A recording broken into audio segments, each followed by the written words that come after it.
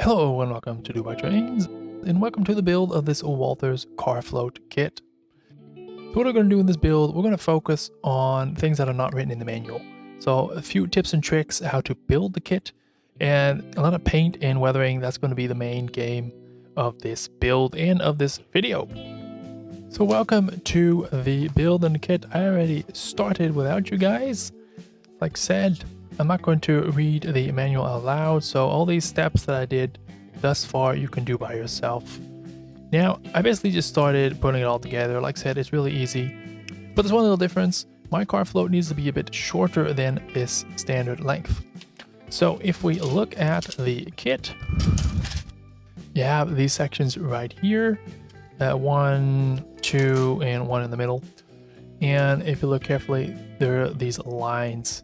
And I want to shorten it by 4 of these segments. So what I basically did is I got a Sharpie and I just cut it and striped it, as you see here, until it was shorter. But that's only the top deck. So what do you need to do? The top deck is here. It's 1, 2, 3, 4. I just cut it off. But if you see the structure underneath, I just shortened by exactly the same length the bottom plate, one of these side support braces, and one of these sides of the float itself, and the same on the other side, number 11 and number 4. So that's what you see right here. This is the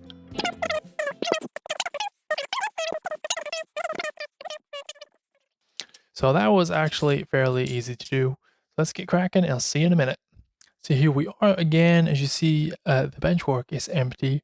And why? Because everything is now up here. So let's go through it a little bit because this is an important stage.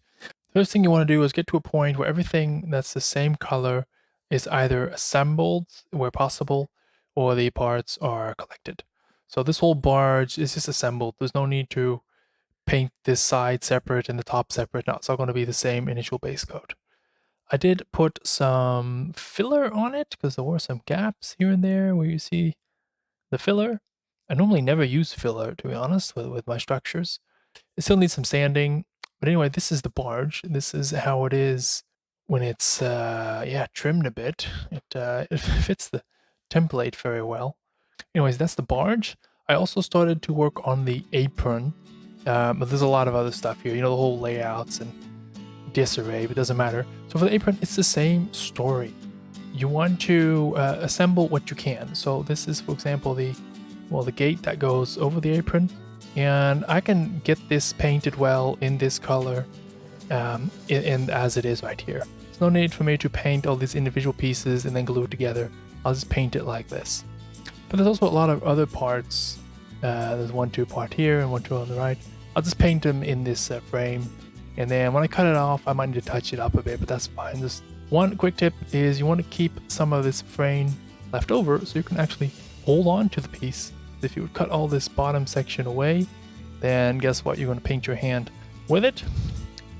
Talking a bit about colors, all this metal stuff that came in a rusty color is actually going to be black, and then I'll weather it rusty, painted rusty.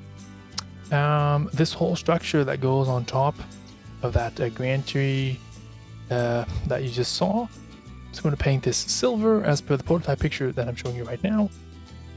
The sections on the side of the apron where this piece sits on top, I'm just going to have some leftover texture, concrete-ish paint.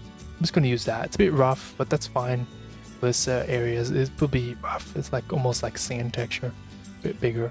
And then I have some other pieces, some like counterweights that sit in the structure, and I'm just going to paint those in this concrete color. And don't worry, as flashy as everything seems now, once you weather it, no one's going to notice it. And it's going to look really nice and grimy and not this fresh color. And then when I zoomed into the picture, the steelworks of the apron itself was actually a shade of green. And I found that this satin leafy green, I don't know why you would paint any furniture that color, but anyways, that it comes very close to what it is. And again, when you put a dark wash over it, it'll look a bit more grimy and a little less fresh. So I thought this is going to be a very nice spin on this float. to go for a different color than black or gray or something like that. Because for people who don't know my layout, that apron is going to be right here, float's going to be right here, and there's going to be 2 girder bridges right here. And I'm going to paint those black. So this green, well, basically girder bridge of an apron will really contrast nice with that. Now I have one more color for these side corrugated steel type construction. And I used this one before. I still have it, satin paprika. Again, I don't know why you would shoot furniture in this color, but anyways, satin paprika. And if you weather this, the papricaness will go away. And then, especially if you weather it a bit orangey, you'll probably get close to this color. So I might hear you asking right now, why would you paint it anyways if it's going to be almost the same color? Well, because you want to get away of this shine that plastic has. Basically, your entire model railroad, you're going to be looking at paint at the end of the day. This is an MDF structure, but you don't see any MDF. All you see is paint. The only thing you see is paint. This is, by the way, the same paprika red. So that's why you paint everything. And these Rust-Oleum cans are great because they're a primer, so they will attach and adhere to the plastic. Because if you just take acrylics and smear that over here, it will not really bond with the paint. So you need a primer anyways. So my go-to method is, as you see, is to get a primer that's going to be a base coat, and that's basically what you're going to see, and then paint on top of that. So I made a separate video on the build of this structure, but just to give you an illustration, these are the 2 colors you're seeing. You probably can recognize it. And you really take the flashiness, the freshness, I think freshness is the word, freshness away with a wash.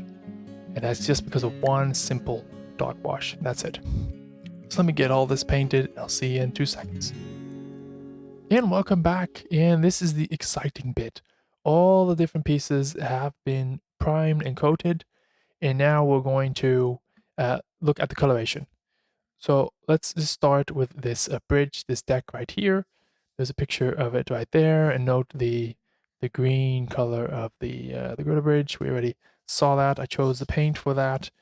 And here the same location, but they rebuilt the entire float section. Doesn't matter. Look at the color here. That is also an awesome bluish, purplish, lavenderish tint to use. Anyways, we're looking at this woodwork right here.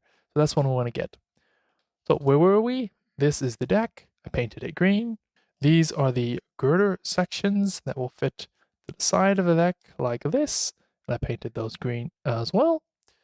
And so why are these 2 pieces separate? Well, because you always want to think with every step, what are you going to glue and what are you going to paint when? And if I would have glued this together and then painted it, that can work. But then hand painting this deck would be a total nightmare. And then laying the track would also be a bit finicky if this section is here. So that's why this is separate. So how did I paint the deck? That's very easy. It's basically the same as painting ties. So you take the base is raw umber, and you add quite a lot of Mississippi mud to that, a little bit of neutral gray, and a few drops of sand. You mix it all up into, not really a homogeneous consistency, but just leave some patches in it with different colors. And then you paint it on where the wood ties, and all the wood on the deck would be. Do paint it carefully. And the first paint didn't coat enough. So as you see here, I painted it 2 times in a few areas 3 times, really to get it to cover the green base coat, the green primer that we put on. And after that, I took the individual colors, I mixed them slightly, but I left them quite strong, to paint individual planks of wood and ties, as you see here, just to create some variation. So that was easy. This still needs a really good proper wash. And I've actually tested a wash right here on this panel. And this is a wash. I think I'm going to use that. Of course, my memory always breaks down on me. What did I use? Because I have these new colors. So I thought, well, that's a great color for a wash. So it's actually a mix of bittersweet chocolate that has a little bit of dark griminess to it and a little bit of dark rust, and the antique maroon, which is more red and it adds more rust texture to it. Because if you see on the prototype pictures that this structure is not, it's not clean, but it's not super rusty. It's not rusted out, anything near like you see here. So we're going to go for that. Basically the green, but no real rust, but just a lot of rust dust on top and all these edges here as well. So that's what we're going for. You can rust it out if you want, but because the barge is super rusty, I just want to keep this a little bit cleaner. So what you see as well is when you put this, I only did that little cube section, is it takes a bit of the freshness away, and that's the last thing we want is freshness. Layout is not going to be fresh at all. And when you put the wash on, make sure it is in the end position, which is up. It's not flat, it's not upside down, no, it's like this. Because you see the water will naturally, with the gravity, pull down, and that's also where the rust would be. Exactly what you see on the pictures as well, is that the rust is more here towards the bottom and not in this section, but it is on top because that's where it lands as well. So the top, I still need to work on that, but that's not what we're doing right now. So what have I been doing as well? How is this section going to progress? I'm going to start laying the track. I already got this piece. I pre-bent it a little bit, otherwise it's impossible to get in the right position. And because we have this tongue here of the turnout, not the right word, but we all know what we mean. I need to cut away a small section of the underneath side of the track. Just filing away this section. There you can see it. Where the shimmer is, filing away that section. And I marked it with a marker, which works great. So that's the progress of this piece. That's what needs to happen. And then, like I said, we need to give it a wash. This whole thing needs a wash. This is way too clean. And then after that, with a darker wash, we're going to add some stains to it, some randomness. And then later, we're going to do some weathering with some chalks. But let's park that for now. So that is this one piece. Now with the float comes the bridge. I didn't do anything yet. I just painted this section. And I painted it, I don't know, like 90% or 80%. So you can see the original reddish color of the frame of the plastic is shining through, which is fine in my book. I left it like that on purpose. I could have got it all the way colored, but this will give a nice undertone. You see here as well. It will give enough primer so the paint and more rust will stick, but you already have some reddishness there just to help with the effect. And then these flat sections where this structure is going to set on, I painted those as well. It needs a wash as well. This was the original color, totally didn't like that. And now it's this with some texture. And this texture is very coarse. I used it on the diorama. It's a bit too coarse, but for now, for this section, I think it's fine. It's like a very rough, worn out concrete or something along those lines. And now we come to an area that I'm really pleased about. That turned out really nice. And that's the wall, the retaining wall of the port, harbor, inlet, whatever you're going to call it. And I got some pictures online. You can find those yourself as inspiration. And this is the end result. So let's have a quick look how I made that. We're going to be sponging on everything. For that, I use these cheap makeup sponges, and I basically tear them to shreds to get a bit more of a random pattern, and I cut them and tear them into the shape I need. So here I use a more pointy sponge because we have to go into the grooves of the corrugated steel.